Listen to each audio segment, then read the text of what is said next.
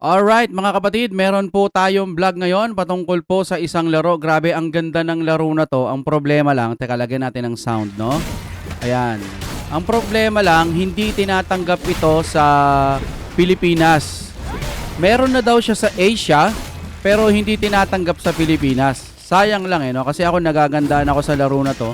Para ho siyang pinagsasama-samang Mirror, Nightcrow, excuse me po. Ano ba yan? Excuse me po. Mala ganun, no? Mala Odin, yung mga mechanics niya. Sa bagay, MMORPG, halos iisa na ngayon yung mga galawan. Ang talagang hindi lang natin mabitawan ngayon, yung meron na talaga siyang gacha bawat mga game. May mga gacha na siya, kailangan mong gumastos. Hindi ko rin alam, baka pay to win din karamihan no? Puro pay to win na. So wala na tayong magagawa pagdating doon. Ganun na po ang makabagong MMORPG ngayon. May mga nagsasabi, hindi na katulad ng dati, bla bla bla, ganyan, hindi na katulad, pero wala na.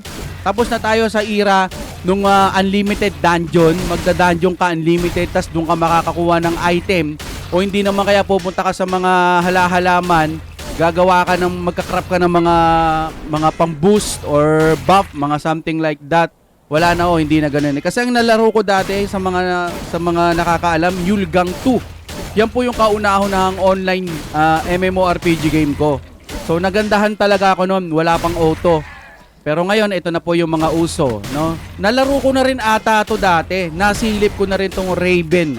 Raven ba? Raven 2. Napakaganda ho kasi ng graphics, kaso nga hindi pwede dito sa Pilipinas, kaya ang ginawa ho natin para makapag-install tayo, una, bago natin dinownload yung game, ang ginawa ko po, nag-ano muna ako. Gumamit po ako ng VPN. May launcher VPN po sa Exit Lag. O bahala na po kayo kung ano pang gagamitin ninyo. Salamat po kay Laro Tayo TV. Ay, Laro Tayo PH, tama ba? Shoutout sa kanya kasi nalaman ko yung game na to dahil po sa pagla-live niya, kasi gusto niya rin yung mga ganitong mga online game yung mga magaganda yung graphics, parang underrated sa Pilipinas, hindi masyadong nakikita, pero napakatindi, napakaganda. Sayang lang dahil nga hindi masyadong na-promote dito. Binaban siguro tayo kasi nga mga kuripot daw o mga kurimaw ata itong mga Pilipino, kasi maraming reklamo, makikilaro na nga lang. Kasi sa mga ganitong MMORPG, mga kapatid, ang laki pala ng mga nagagastos nila. Nag-search po ako dyan. Sa ganito, umaabot ng 500 million pesos up to 2 billion pesos sa mga malalaking kumpanya. Ang mga ganito sila gumastos ng mga online games. So wala tayong magagawa kung hindi magpresyo din sila. Ang problema kasi, mga kaibigan, kinakagat din ito ng mga kababayan natin. Kinakagat din to ng mga mayayaman, lalo na yung tinatawag nilang mga player ng mga whale player, Yung talagang pag gumastos napakamamaw. Wala tayong magagawa. Kaya tayo, nakikisahod lang tayo, nakikilaro tayo at nakiki-enjoy.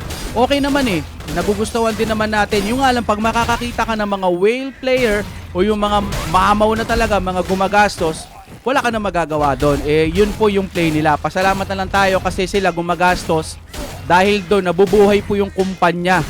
Nakakapaglaro pa rin tayo. Hayaan nyo na yun, sa kanila na yun. Tayong mga online seller,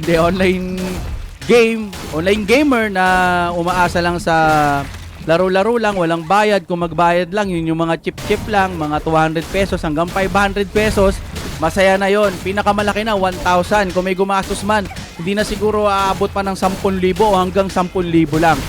Puwera dun sa mga talagang mga mamaw na gumagastos na ng halos 500,000 para sa mga ganitong laro. Para sa akin, ito ang na-discover kong pinakamagandang laro sa ngayon na hindi pwedeng laruin dito sa Pilipinas, pero nagawan din natin sa pamamagitan ng VPN. Yun nga sinasabi ko sa inyo, ang ginawa natin dito. Oops, ano nangyari? Mukhang bawal pa ata i-vlog. Ayun na.